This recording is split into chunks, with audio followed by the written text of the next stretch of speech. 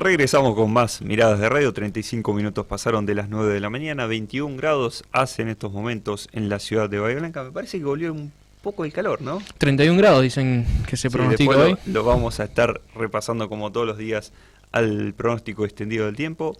Pero bueno, ahora vamos con lo que anticipábamos. Estamos aquí en la mesa con el concejal del Frente de Todos, Walter Larrea. Buen día, Walter, ¿cómo estás? Bien, buen día, gracias por la invitación. Bien, lo invitábamos con motivo de lo que es la previa al famoso 24 de marzo, un día tan importante para algunos argentinos, tan conmovedor.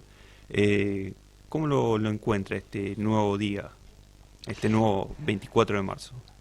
Sí, la verdad que me encuentro acá en una situación como muchos y muchas militantes con una sensación de tristeza porque hace muy pocos días falleció Eduardo Hidalgo, secretario general de la Asamblea Permanente por los Derechos Humanos de Bahía Blanca y un militante incansable de la causa de los derechos humanos. Eduardo fue no solamente doblemente víctima porque fue secuestrado en 2 oportunidades y estuvo alojado en el centro de detención y tortura La Escuelita, sino que además tuvo la pérdida de su hermano Daniel y de su cuñada, quienes fueron abatidos en un enfrentamiento absolutamente desproporcionado en calle Fitzroy.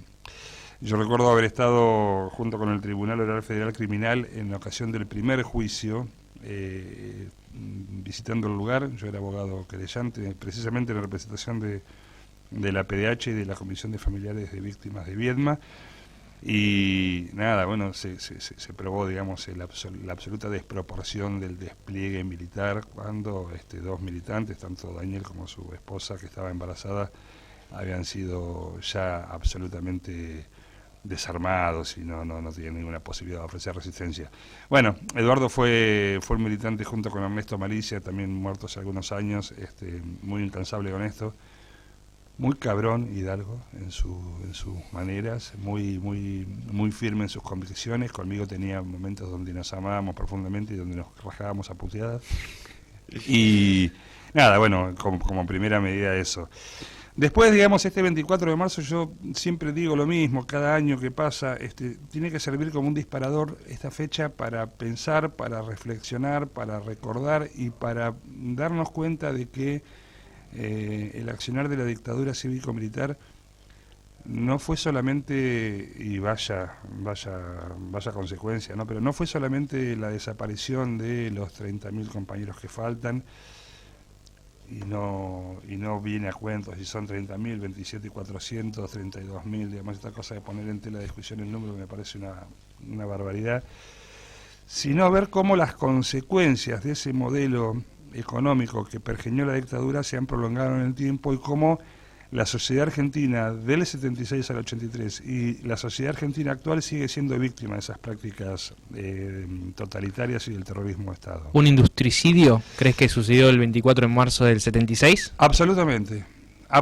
y creo que está impecablemente dicho. Argentina venía con una matriz productiva industrialista, producto de 4 décadas de industrialización de su aparato productivo, merced a la política de sustitución de importaciones, y es a partir de el cambio de paradigma de la dictadura, especialmente a partir de febrero del 77, cuando se dicta la ley de entidades financieras, donde el paradigma pasa a ser absolutamente de especulación financiera, y donde la industria y donde la producción argentina sufre una merma y un deterioro impresionante. Y fíjate vos cómo ese cambio de paradigma y ese cambio de modelo necesariamente tiene que conllevar la desaparición forzada, el secuestro, la tortura de miles de trabajadores, de delegados sindicales, de militantes de base, porque de lo que se trataba era de formatear un nuevo modelo. Claro, porque ese modelo con esos sindicalismos más combativos hubiese sido difícil de implementar, tuvieron que hacerlo. Fue necesario implementar un plan de terror y exterminio porque era la única manera de que ese cambio de paradigma se llevara adelante sin resistencia alguna.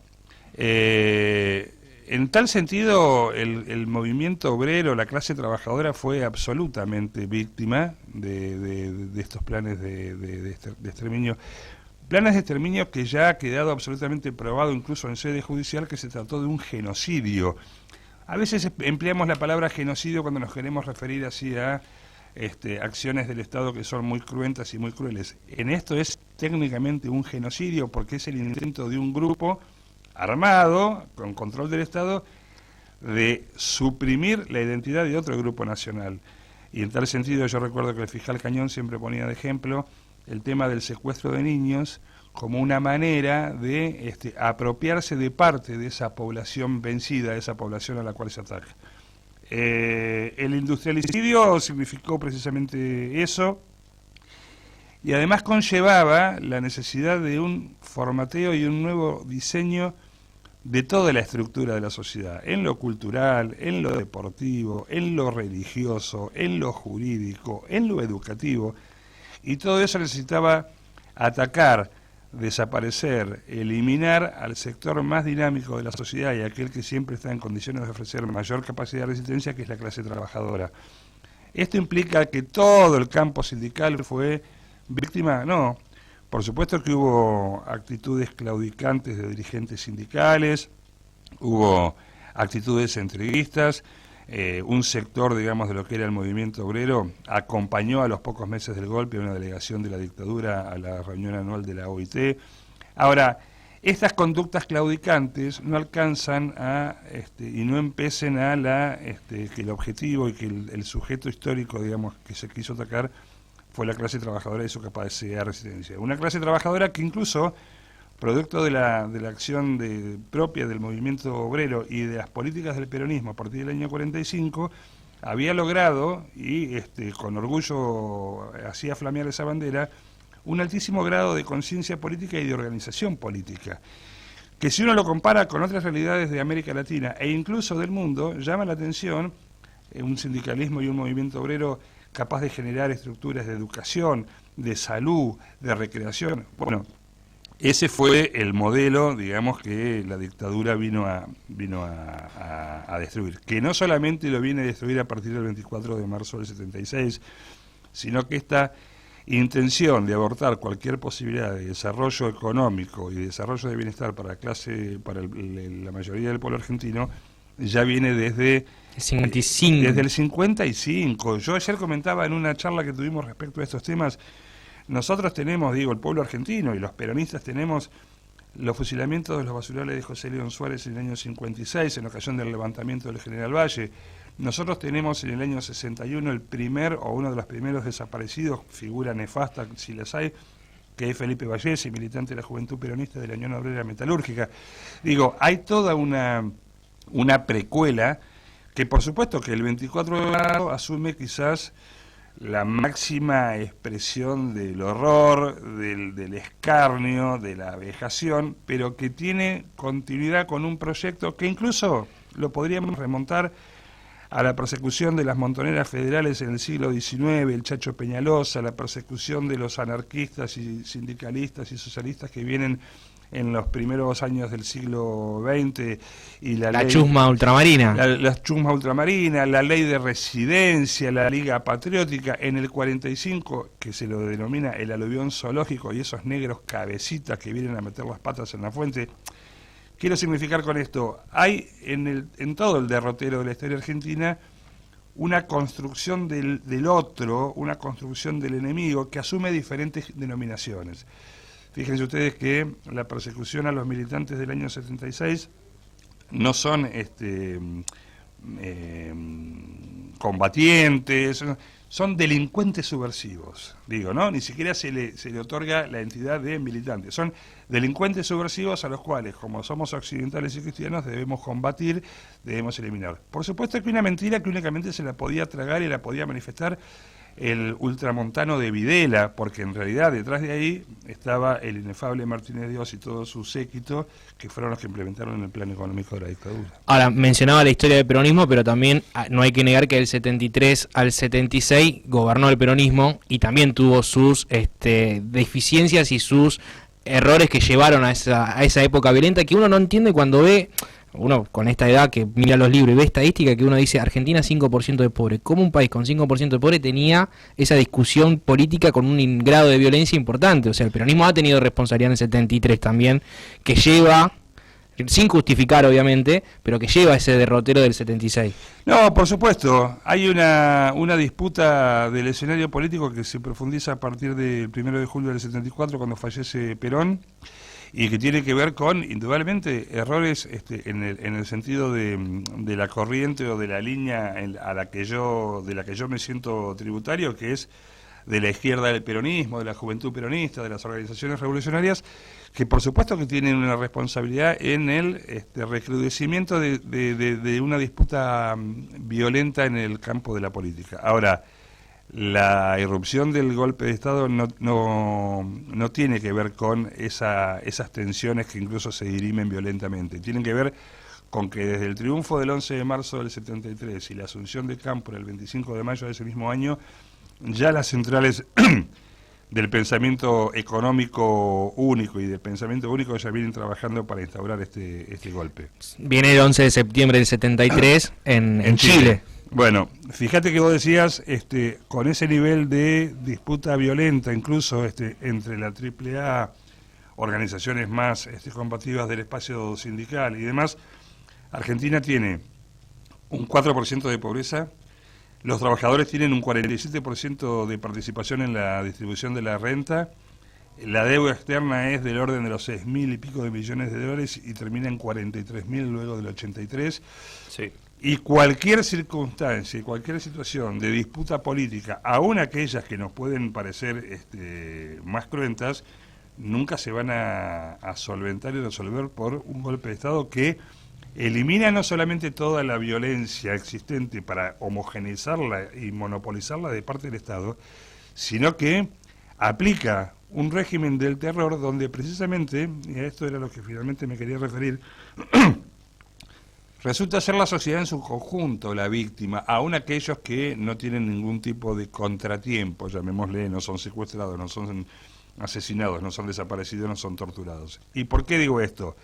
Porque la política del terror lo que busca es inmovilizar al aparato social, claro, inmovilizar al cuerpo social para que nadie ose no solamente protestar, sino levantar los ojos, levantar la vista para ver lo que está pasando. Todos somos víctimas, e incluso, me atrevo a decir, la repetición de determinados modelos económicos o de postulados y paradigmas económicos que los hemos visto no hace tanto tiempo en la historia argentina, me atrevería a decir hace 2 o 3 años, son derivados de aquellas concepciones. La sociedad argentina no se ha recuperado aún en términos ideológicos, filosóficos, de pensamiento, de ánimo, pese a algunos intentos de aquella derrota que tuvo, insisto, la derrota no la tuvo Isabel Martínez, pero la derrota la tuvo el conjunto de la sociedad argentina. No quiero desviar mucho el contexto, porque estás haciendo un pantallazo general histórico, pero te quería consultar acerca de una nota de opinión que salió el domingo en el Diario de la Nueva del director del diario, de Gustavo Elías, acerca de asumiendo un error de cómo trató el diario la nueva provincia en ese entonces, y diciendo que hoy no son aquel diario de que apoyó la dictadura. ¿Qué opinión tenés al respecto? Bueno, por supuesto que todo aquello que sea un reconocer, digamos, o un poner sobre el tapete conductas como las que tuvo el diario de la Nueva Provincia, a mí me parece que está bien. Celebro la decisión del propietario. No entendí muy bien el contexto general, donde incluso él hace toda una descripción de su propio derrotero como empresario. Me animo a decir solamente que la participación criminal de la Nueva Provincia durante la dictadura cívico-militar y antes no fueron errores, lo que fueron crímenes constitutivos de delitos de lesa humanidad. Esto no porque lo diga Walter Larrea, abogado, concejal, y porque tenga algún entripado con Mazot, a quien no tengo el gusto de conocer, por otra parte, sino porque hay sentencias judiciales, la causa 982 que es Bayón, la causa Armada 1, que es Facchini. Digo, establece el tribunal la responsabilidad de el diario, recogiendo lo que dijo el segundo comandante del 5º Cuerpo de Ejército en los juicios por la verdad, aquellos juicios simbólicos que no llegaron a ninguna condena penal, que la nueva provincia había constituido un eficaz auxiliar en la tarea de inteligencia. ¿Qué significa esto? En los manuales castrenses, ser un auxiliar no es alguien que simpatiza, es alguien que tiene una participación activa en el aparato y en el andamiaje de inteligencia que permite perseguir ciudadanos, detenerlos, llevarlos al centro clandestino de detención, torturarlos, arrancarles información y recomenzar el circuito. En este sentido, las palabras y la editorial del actual titular o director del diario, yo las celebro en el sentido de que, bueno, caramba, es una asumición, no sé si el término existe, de que aquella dirección del diario, que obviamente no era él, tuvo esa participación y es un compromiso de decir, este diario nunca más va a jugar en ese sentido o va a apoyar en ese sentido. Bueno, enhorabuena. Lo que sí a mí me sigue resultando, a mí y a tantísima gente, nos sigue resultando un déficit de la estructura judicial, es cómo no hemos podido llevar, salvo contadísimas excepciones, a los responsables civiles de la dictadura a un proceso judicial. Nosotros estuvimos a punto, digo nosotros porque yo era querellante en ese momento por la agrupación Hijos, de poner y que asistir al auto de procesamiento que seguramente se hubiera dictado de Vicente Massot por la responsabilidad del diario, tanto en la campaña de acción psicológica como en la desaparición de los obreros Henrich y Loyola. Bueno, y después ahí algunos enjuagues judiciales no permitieron que tal situación se llevara adelante. Lo que la democracia argentina está en deuda es con aquellas empresas, con aquellos sectores, que no fueron pocos, no fueron pocos, los que alentaron a la ordalía militar y que además se beneficiaron de sus resultados, digamos, Techín, Asindar, Ledesma, la Nueva Provincia, Papel Prensa, Ford, Mercedes-Benz, y la lista sigue, como dicen las solicitadas. Concretamente, apoyaron con recursos, apoyaron con solicitadas, apoyaron con propaganda mediática y después resultaron usufructuarios de las políticas económicas de la dictadura sangrienta cívico-militar. Te llevo al 2021 y habíamos hablado un poco del peronismo. Hace pocos días, semanas, se llamó a declaración a parte de la presidencia del Partido Justicialista en Bahía Blanca, y ahí hubo como ciertas tensiones o diferencias más que tensiones. ¿Cómo ha quedado la relación? Y hacernos referencia a lo que fue la declaración de Alberto Mario Simón, quien es presidente del Partido Justicialista, en una causa que refería a la AAA, si mal no recuerdo, y bueno, había salido como que fue poco feliz que dijera que no sabía nada en ese momento.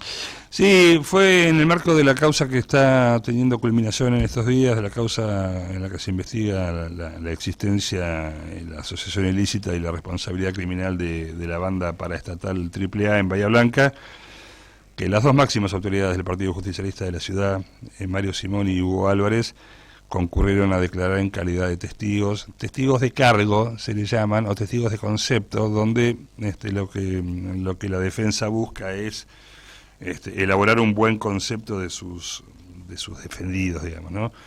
Bueno, esa declaración transitaba por esos caminos hasta que obviamente la abogada querellante, la colega doctora Fernández Abello, le comienza a preguntar de la existencia de la AAA, de la existencia de la Patota, de la existencia de una banda armada conducida por quien era el secretario general de la CGT, Rodolfo Ponce, y es ahí cuando los dos dirigentes manifiestan no tener ningún tipo de conocimiento ni de la AAA, ni de la Patota de Ponce, Bueno, yo escuché atentamente esas declaraciones porque tenía especial interés en asistirlas. Yo no estoy participando como abogado en este juicio, y la verdad que lo que me produjo fue un profundo pesar.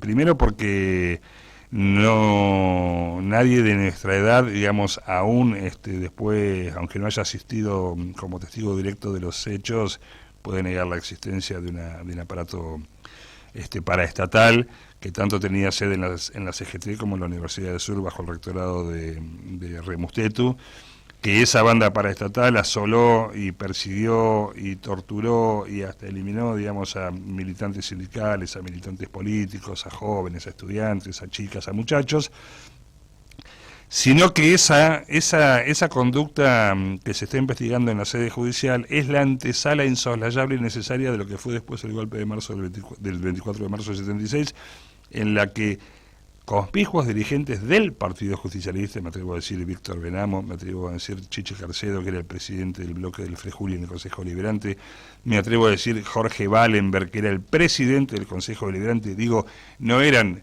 chicos y chicas de la JP que operaban en una villa, eran máximas autoridades del Partido Justicialista, fueron víctimas de ese andamiaje que tiene necesariamente una continuidad entre el accionar de la AAA y la irrupción de la violencia estatal en manos de la dictadura. Me parece que negar y no conocer y hacerse el distraído con esto tiene una gravedad.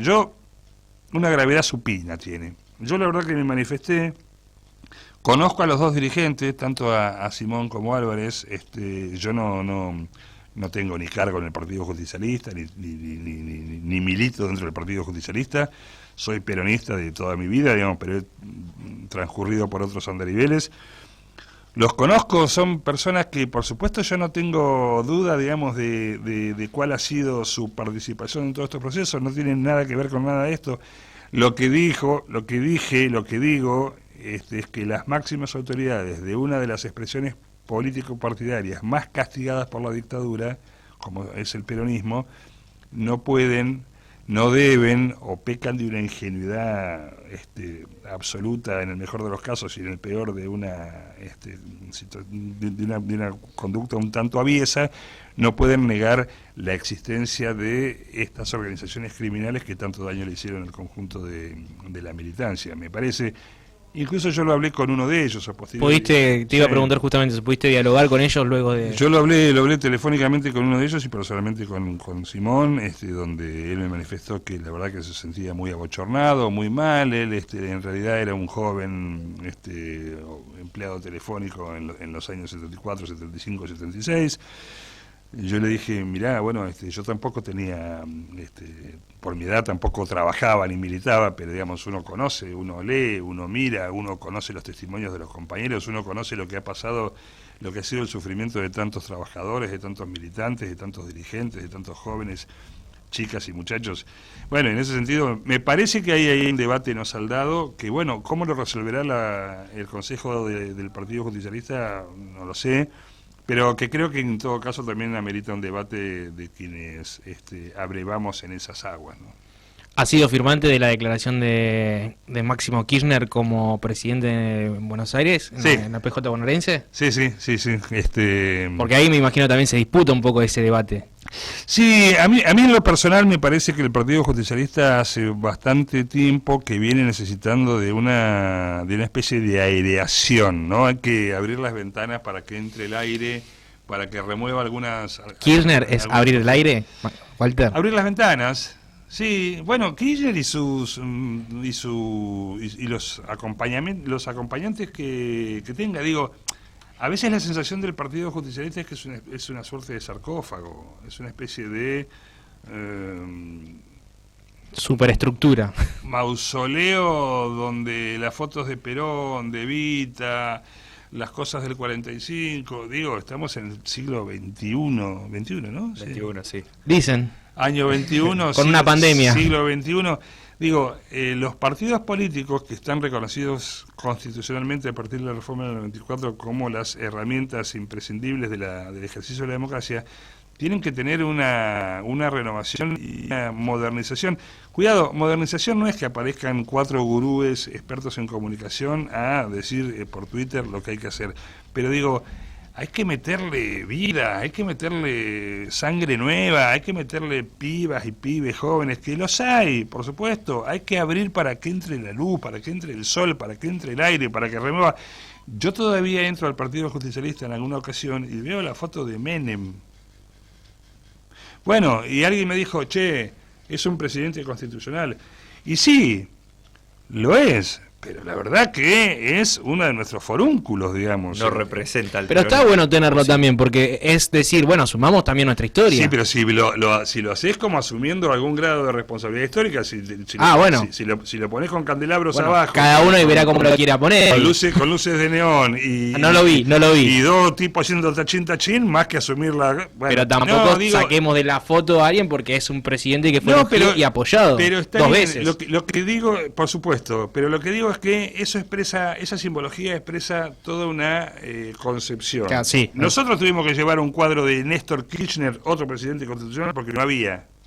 Cuando digo nosotros me refiero a un grupo de compañeros militantes sindicales. Bueno, dijimos, acá venimos, mirá, bueno, qué bien, qué sé yo, me parece que lo pusieron medio lejos. Bueno, estamos ahí hablando. ¿Nos permitís ir al informativo? Te quedan 5 minutitos y ya hablamos de algo más actual. Si nos permitís, Walter, por favor. Claramente. Bien. Vamos al informativo con Diego Riche y ya volvemos. Crecimos junto a vos. Somos parte de tu vida. LU3 AM 1080.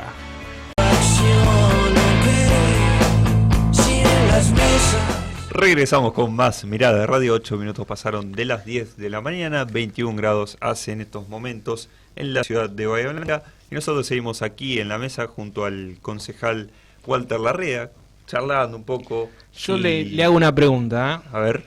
Toyota Hilux 2015, 2.600.000 pesos. ¿No conviene comprarse un colectivo de Sapem por 1 millón? Sí. Más o menos ese modelo. Evidentemente, de acuerdo a la información que se ha conocido y a la que hemos tenido acceso luego de mucho reclamar, los colectivos, el mercado de colectivos usados viene bastante en picada, porque incluso se han vendido algunas unidades en 500.000 pesos. Porque, bueno, recordarán ustedes que se informó que las 17 unidades se habían vendido en 16 millones. Sí. Bueno, no es así. Se vendieron en 13.200.000, de los cuales los 2.800.000 restantes son un pago de intereses por la financiación que SAPEM le hace al nuevo permisionario, con lo cual hay que hacer la cuenta de 13.200.000 dividido 17 y ahí nos va a dar, no digo el valor exacto de cada unidad, pero un promedio. Nosotros creemos que ahí se está malvendiendo un capital de una empresa cuyo principal accionista, casi absoluto, es el Estado municipal y por ende los contribuyentes de la ciudad, los ciudadanos y las ciudadanas de Bahía Blanca. Hay una cotización o una evaluación de una empresa de Buenos Aires llamada Colcar Sociedad Anónima, que es un concesionario de la empresa Mercedes-Benz, pero que no reviste ni siquiera mínimamente la legalidad y la formalidad de ser una evaluación. Es una factura pro forma, donde se detallan los valores eventuales de una serie de unidades. Nosotros queremos averiguar, digamos, si esas unidades están aseguradas, por ejemplo, contra incendio, en qué monto y cuál es la evaluación que la compañía de seguro ha hecho, para saber si esos valores son valores convenientes. Y en definitiva lo que creemos es que hay una serie de irregularidades y una serie de desprolijidades en la operativización del decreto 292 del 2021 que firma GAI, que hace que, por ejemplo, no se convoca a ninguna otra empresa para ver si está interesada en prestar el servicio de las líneas 502 y 504. El intendente dijo, no se convocó a Rastrador Fournier. Nosotros no hemos visto ninguna convocatoria, porque además, si yo Estado municipal, tengo que convocar a otra empresa que haga un ofrecimiento de cómo quiere, de qué puede ofrecer, no es como si yo llamo a ustedes dos y digo, che, juntemos la tarde para una birra y tiramos unos chori y clavamos un par de vinazzi. Hay una formalidad, hay una convocatoria, hay un acta donde debe constar, bueno, cuál fue el ofrecimiento, declinó el ofrecimiento. Nada de eso está, salvo la palabra del intendente Héctor Gay, que dijo, sí, a Fournier también lo llamamos. Bueno, mostrarle el decreto, decía el cuentito del mono y el león, y un cuento viejo de cuando yo era chico. Ustedes son muy chicos, pero muy pibes, pero nosotros queremos ver los papeles. ¿Dónde está la convocatoria para el Rastrador Fournier? ¿Cuál fue el acta? ¿Dónde está la evaluación técnica real de las unidades? ¿Dónde está, una serie de cuestiones? A mí me parece que prefiero comprarme un Bondi y no la Toyota Hilux esa. Te haces un Pero incluso si nos hubieran llamado a nosotros tres, capaz que en una de esas juntamos unos sopes y le pedimos a algún amigo y 500 lucas por ahí no hacemos para comprar un bondi. Aunque sea para salir de juerga, de caravana. Tal cual, nos vamos por los pueblos de la zona. Burbuja propia. Con 2 guitarras y un cajón motorhome. peruano, pero ¿quién te dice? Sos parte del directorio y habías comentado que ni te habías enterado, y es más, nosotros nos llamó la atención que en la apertura de sesiones de GAI no nombró el tema que había sido el viernes anterior. Esto. El día 25 de febrero se celebra una conferencia de prensa donde intervienen Ramiro Frappicini, Federico Harfield, que es el presidente de Bahía Transportes APEM, y recuerdo al nuevo permisionario titular de San Gabriel Sociedad Anónima. Yo me entero en esa conferencia de prensa que el municipio ha dispuesto retirar el permiso precario y cedérselo a San Gabriel, y que en todo caso SAPEM va a dejar de operar esas 2 líneas. Bueno, yo dije, y nosotros nadie nos avisa. Entonces mandé una carta de documento reclamando, exigiendo que se celebrara una reunión de directorio. En la reunión de directorio que se celebró al día siguiente, viernes 26, yo dije que eso resultaba totalmente extemporáneo porque el directorio tenía que estar en conocimiento, tenía que evaluar y eventualmente tenía que tomar decisiones respecto a, vamos a vender 17 colectivos. No puede ser una facultad del presidente de la empresa únicamente, porque si no que el directorio lo manden a hacer tareas de mantenimiento de plazas. ¿Para qué está el directorio? Bueno, que no se podía contar porque había aspectos que podían hacer caer el negocio, con lo cual eso fue un viernes a las 12:30 del mediodía. El lunes subsiguiente empezó a operar San Gabriel las líneas 502 y 504.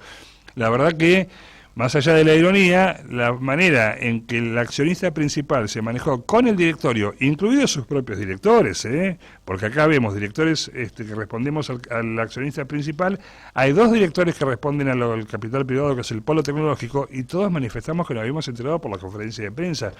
No es solamente un desaire a los directores, es el incumplimiento de una carga legal que está establecida en la Ley de Sociedades Comerciales, artículos 274 y 59, y aparte está establecida en el órgano societario, que es el estatuto, en el artículo 12º, que pone claramente en cabeza del directorio la responsabilidad de administración y dirección de la empresa. Cuando uno dice dirección, es que compro, que vendo. Hay un procedimiento de compras que tiene establecido Bahía Transportes APEM, pero no de venta. El procedimiento de compra establece que hay que pedir 3 presupuestos, no hay un procedimiento de venta. Ahí está la ley orgánica de las municipalidades, a las cuales se le podía haber echado mano como de manera supletoria para ver cuál es el procedimiento legal.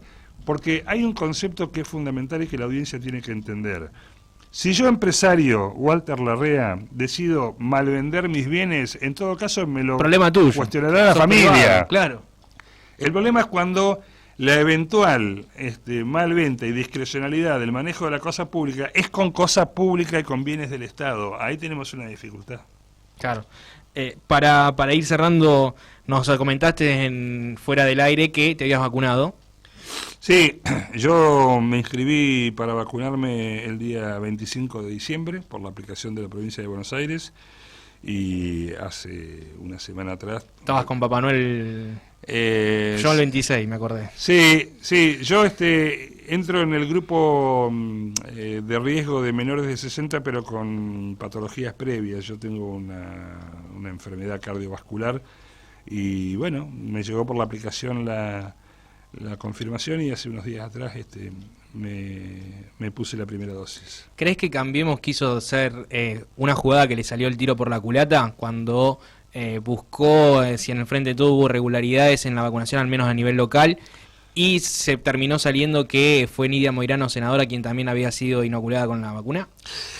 A veces en los dimes y diretes de la política hay algunas chicanas y mezquindades y especulaciones. En esto me parece que se puso en sospecha la honorabilidad fundamentalmente de 3 compañeras. 2 de ellas son concejales y la otra es la exdirectora de PAMI. Nosotros no tuvimos ningún tipo de cosa que ocultar. Presentamos las declaraciones juradas incluso antes que hubiera norma local que lo estableciera. Nosotros incluso, algunos estamos vacunados porque nos anotamos para vacunarnos. Hay muchos funcionarios municipales, entre ellos el intendente Gay y el secretario de Salud, no sé cómo habrá sido ahora, que en su momento habían dicho que ellos no se iban a inscribir. Bueno, por supuesto que si no te inscribís no vas a estar vacunado, vaya a mérito. Pero además, el intendente municipal debería, con este tema, haber sido el primero que aparezca haciendo campaña en pos de la vacunación. Nosotros creemos que lo que hay que discutir en este sentido es qué actitud se tomó, proactiva o no, respecto a darle confianza a la población del tema de la vacunación. Acá hay mucha gente inscripta y con las dificultades que hay con la provisión de vacunas, yo creo que la campaña se está llevando adelante y insisto, con dificultades y con insuficiencias, pero se está haciendo un excelente trabajo al respecto. ¿Y cómo tomaste, perdón, Joaco, y ya te dejo, cómo tomaste lo de Ginés, cómo te pegó en lo personal? ¿Y cómo fue la respuesta, si te parece que fue justa la respuesta que tuvo Alberto Fernández, necesaria, se pasó, no tendría que haberlos bancado más en otros términos? El ministro, a quien respeto profundamente, a quien obviamente no lo conozco, me merece el mayor de los respetos en su condición de sanitarista, me parece una persona con una trayectoria impecable, pero se mandó un moco, y en un área tan sensible y en un momento tan álgido. Por lo tanto, a mí me parece que está muy bien la decisión del presidente de exigirle la renuncia. No con esto estoy avalando la cuestión de que los fusibles saltan, porque mirá, pero la verdad que el funcionario que se manda una macana, que debería ser una conducta y una práctica un poco más habitual. Las responsabilidades políticas se pagan, y más allá que sea Ginés o que sea Bergoglio, hay que hacerse cargo. Del mismo modo, ante semejante ola de indignación moral, uno esperaría ahí viene la balanza. Pero uno esperaría que algunos otros que son expertos en pandemia y dejaron 4 millones de vacunas, y escúchame, y Duhovne, y Nicky Caputo, y Sanleri, que endeudaron al país y a nuestros hijos y a nuestros nietos por miles de millones de dólares. Lo del préstamo del Fondo Monetario Internacional fue una de las vergüenzas más grandes de la historia. Vamos a hablar un ratito porque está Martín Guzmán arreglando esa jugarreta. Digo, porque aparecemos así rasgándonos las vestiduras de cómo. Bueno, muchachos, alguno de ustedes vea la viga en el ojo ajeno y no la paja en el extraño, ¿viste? O al revés, no me acuerdo cómo. Yo lo conozco, pero con otros términos, que nos van a retar en la dirección de Andrés Salazar. No. Así lo digo. Por la vez no lo digamos. No. Bien, Walter, le agradecemos muchísimo su predisposición para venir aquí al piso. Y desde la primera semana que inició esta aventura llamada Mirada de Radio, y bueno, así que te agradecemos enormemente de forma personal. Si me permiten, yo quiero agradecerle a ustedes porque es un espacio donde uno puede explayarse y no está tan encorsetado a veces con la respuesta de carácter tipo Twitter, y a veces está bueno poder tener un poco más de espacio. Así que el agradecido soy yo y a disposición siempre. Es la idea, Walter. Muchísimas gracias. Nosotros vamos a una tanda y ya volvemos. Sé parte de la radio, sé parte de tu radio. Facebook.com/Radio LU3, Twitter.com/Radio LU3. Más opciones, más juntos. Estudio Jurídico del Dr. Rodrigo Ceballos Bilbao y Asociados. O'Higgins 27, piso 1, oficina 9. O'Higgins 27, piso 1, oficina 9. Teléfono 454-2397.